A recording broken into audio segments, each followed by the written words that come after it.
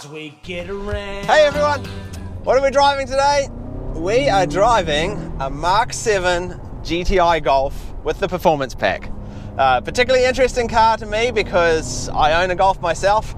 My Golf's the shitty model, mine's a Mark 6S, so not really comparable to this car, but I've driven a lot of the GTIs and I love them, and I've been on the fence about getting one myself for the longest time. The only reason I haven't is, I use my Golf as my dog transport, and I'm not sure that I can justify such a beautiful car being turned into the hairy, smelly thing that my current Golf is. So it's the reason why I haven't got one, not because I don't love them, because I do. I think the Golf GTI is the best car in this segment by a considerable margin.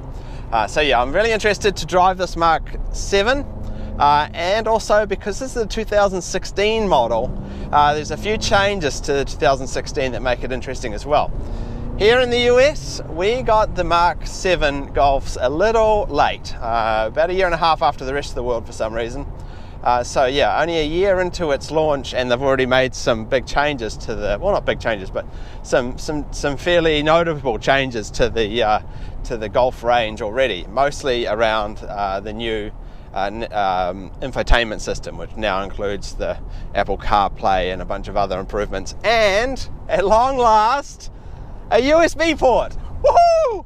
Volkswagen finally catching up with the rest of the world. So yeah, let's take it for a quick spin, and then we'll take a look around the inside, the outside, all the normal stuff I do in my review, and I'm sure I'm going to really enjoy this review because this is such a great little car.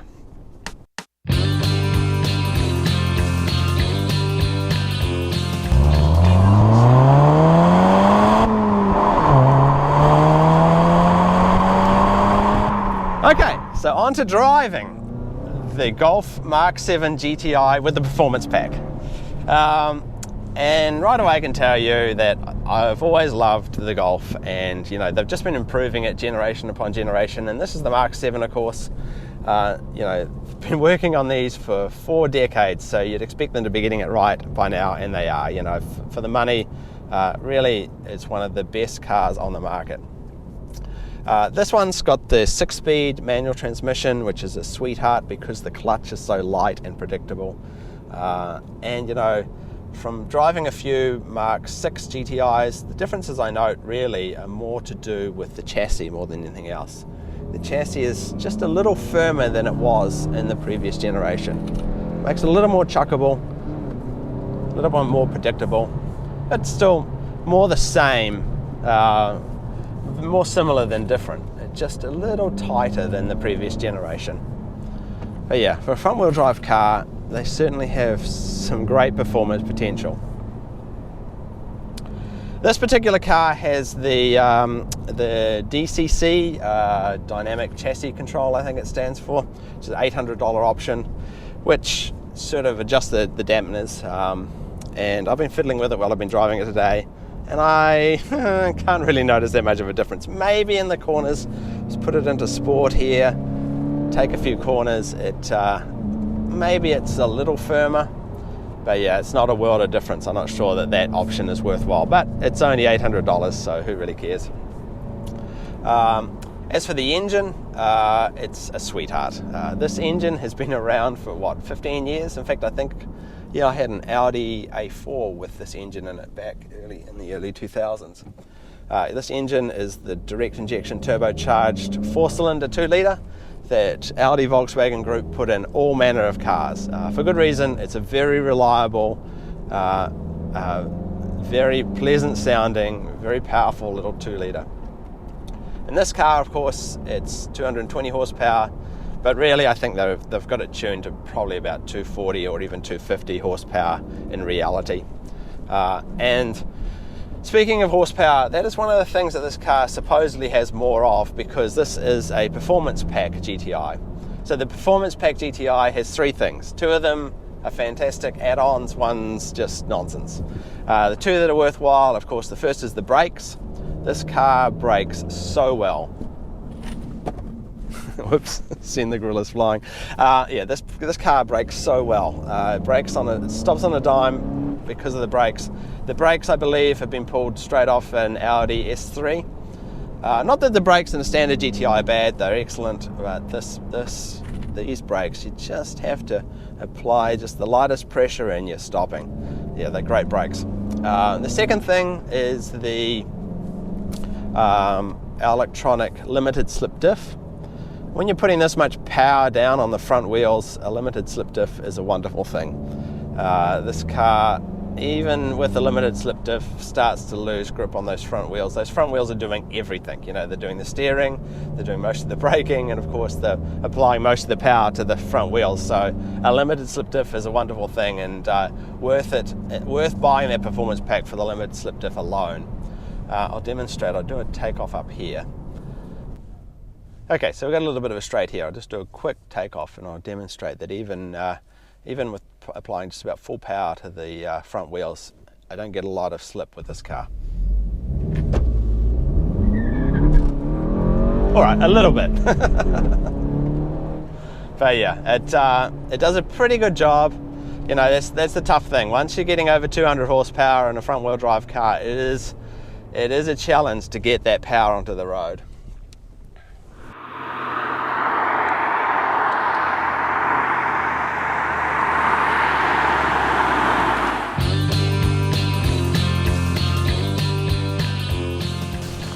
Okay, so here we are in Random Field, and we'll have a quick look around the outside of the GTI.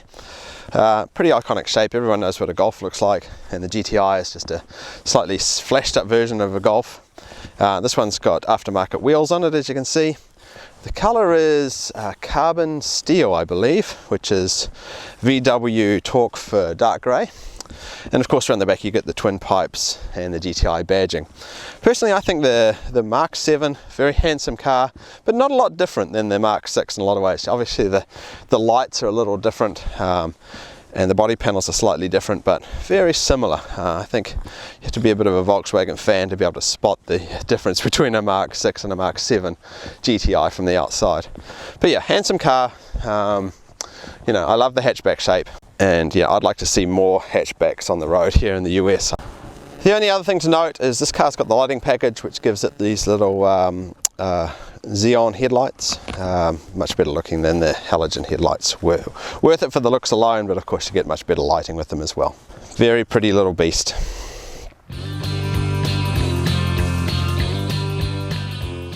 Okay, on to the interior. And you know, the thing I'll say about the interior right off is that it's not that different than the Mk6. They've just tweaked it and improved it and made things a little more curvy here and there. This is an SE. There's 3 trim levels here in the US. The SE gets the nice leather seats, and up from this is the Autobahn. The Autobahn model gets the electric seats, the dual climate, and the navigation. I'm not sure that it's worth it with Apple CarPlay now. You can do all the navigation through your phone, and who needs electric seats and dual climate? So yeah, the SE is probably the right price point for most people. The leather's nice, and it's got this deviated stitching, red deviated stitching. We love a bit of deviated stitching in the Nick Murray YouTube channel, and deviated stitching everywhere. So that's nice, deviated stitching on the wheels. But yeah, back to the overall feel and the upgrade to the Mk7. You know, not a lot of differences, just little things here and there. Like the switchgear on the steering wheel is far more modern than on the Mk6. We've got a high resolution display in the middle here now, and of course this new infotainment system is excellent and a big step up from the 2015. So yeah, that's interesting for the US buyers that only 1 year into the model range, and they've done some big upgrades to this car already. But most importantly, they have finally put a USB port in a Volkswagen, and it's in a good spot too. It's down here. So 2016, Volkswagen joins the rest of the car industry by putting in USB ports as standard. Nice one. Nice one, Volkswagen. We won't mention the diesel scandal. Otherwise, yeah, beautiful interiors. You know, they've always got a nice solid feel to them. They feel like larger cars inside these Golfs. We'll have a quick look around, see if there's anything worth noting. Normal switch gear for Volkswagens around here. Nice, easy to read display. White on black always works for me. buttons for the cruise control, buttons for the infotainment and the center stack here. This new infotainment system is excellent. It's got all sorts of neat little toys in here as well. The Think Blue trainer helps you with teach you better economic driving, vehicle status, and this performance monitor, which I'll try and get a shot of while I'm driving. But yeah, the turbo pressure pops up when you put your foot down and shows you what pressure. There it goes. Shows you what pressure the turbo's running at. I'll start the engine now, see if we can make it do it. Obviously not while it's standing. Oh, there we go. Yeah, not while we're standing still. But yeah, some neat little toys like that, which weren't available in any of the Mark 6s, a lap timer. And back to the performance monitor. So yeah, it's a neat system, and now that it has CarPlay, it has all of that integration with the Apple stuff and with the Android stuff. So a big improvement for 2016 in these Golfs. Otherwise, the seats are beautifully bolstered, lovely comfortable seats. Yeah, I feel very comfortable on long trips in these cars. It's still got an SD card in here, and a slot for a look, little slots for other SD cards as well, spare ones, and of course a slot for a CD, DVD. And in the back, it's a usable back seat in a Golf GTI. Obviously I've got two gorillas there today, but yeah, I have no problem sitting in the back of the seat of my Golf, and this is no bigger or smaller, so the back seats are very usable. This car of course has a sunroof as well, and the Fender audio system, which is surprisingly good. Yeah, these Fender audio systems, I think they're just a slightly upgraded amplifier and speakers, but yeah, they really seem to pump out the sound for no extra cost. So yeah, it's a really beautiful interior. I think Volkswagen always do a great job of the interiors, and this is just an incremental improvement as always on the previous generation.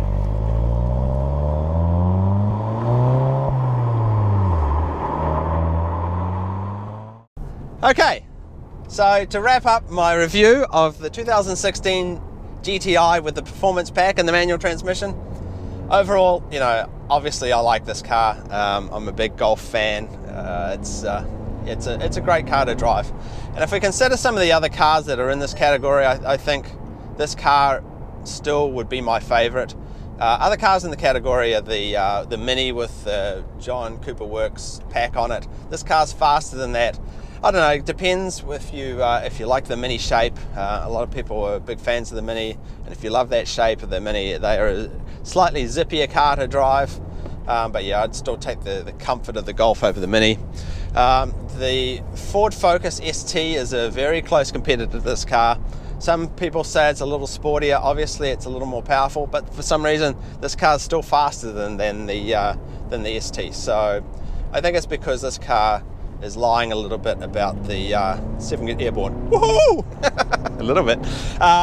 Yeah, it's lying a little bit about the power, and obviously they've really tuned the chassis on this so that it corners very, very well. The other big competitor, and interestingly enough, the owner of this car used to have a WRX before this and got rid of the WRX to get this. The WRX is definitely a faster car. It's more powerful, it's got four-wheel drive. It's probably more of a performance-focused car, but with the Subarus, they're a smaller company, and they're not really keeping up with a lot of the technology, and the insides are really not up to the same grade as, say, a Volkswagen or other modern German cars. They feel a little more rattly. They feel a little bit 90s, if you ask me. Just the window controls and the buttons, everything feels very 90s about the WRX still to me. So the WRX is probably the closest competitor in that it's more performance orientated. So if you want a four-wheel drive with more power, WRX is the way to go for. But if you want something a little more refined, then the STI is the way to go. Other than that, the other competitors that are not really considered in the same category, but because they're in the same price and same sort of performance, would be the BRZ and the FRS, of which I'm going to do a review of very shortly, probably beginning of next month. And so, wait for that. Let's see if I can have an accident here. Yeah, obviously they are rear-wheel drive cars, so once again more performance focused, but they don't have anywhere near the power of this car. Not turbocharged cars, only 200 horsepower. So a different focus altogether. Those twins, the FRS and the BRZ. But yeah, an interesting alternative to the GTI. But yeah, certainly I think the GTI is the most refined car within this category and would be my personal pick. The only other one that leaps to mind would be the Civic Si. It's a little cheaper, but this car kicks the Civic Si's butt in every measurement. It's far more refined, it's faster, it's, I think, more fun to drive. It's got more standard features. It's just a better car than the Civic Si. Other than that, you know, the upsides of the car, it's powerful engine, plenty of torque down low. It's you know, it's a great engine, makes this car a lot of fun to drive. The gearbox is silky smooth because the clutch is so light and so predictable. And you know, it's just a fun car to drive, no question about it. Negatives about the GTI, well, you know, it's still a front wheel drive car, so there's only so much fun you can have with it, and only so much power you can put into this car before it starts to lose grip on those front wheels. You still get a tiny bit of turbo lag being a turbocharged car, but other than that, I don't have too many complaints. Oh, and the steering could be it could give a little bit more feedback. You know, once again, as I said on the interior, there's no nav on the SE model. You have to go all the way to the top model to get navigation as standard. It's not a big deal these days because we do nav through our phones, but I always consider it to be a little bit cheap of Volkswagen to not include, even as an option, navigation unless you go to the very top model of the GTI. And my final thought is the gearing. As much as I love the manual gearbox in this car, it is very tall. You know, slow down for a corner, I find myself having to go all the way down to first gear a lot of the time. Maybe that's just me, but I certainly found the gearing very tall, and I guess that's a reflection on fuel economy needs. They make the gears pretty tall in cars these days.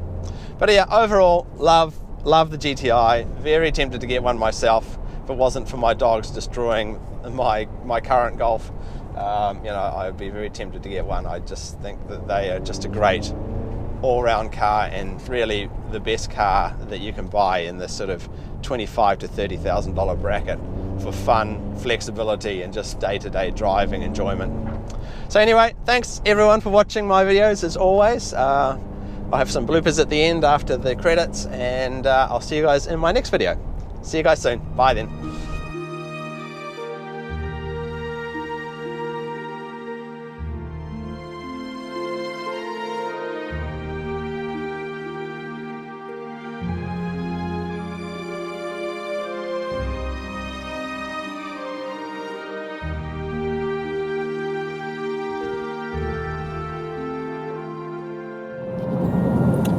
Oh, Albert, what's happened back there, buddy? Listen up. That's it. Oh, no seatbelt. You're right. Drives. Always love driving GTIs. Woo! My God, what's happened to my hair today? This, my friends, is what happens when you listen to too much 80s music. You hit. Ooh, what's this for sale?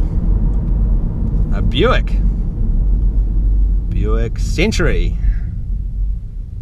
$1,200. Or BO, best offer. Look at those wheels. Ooh, look at that rust. What a buy. It's got a racing stripe on it as well.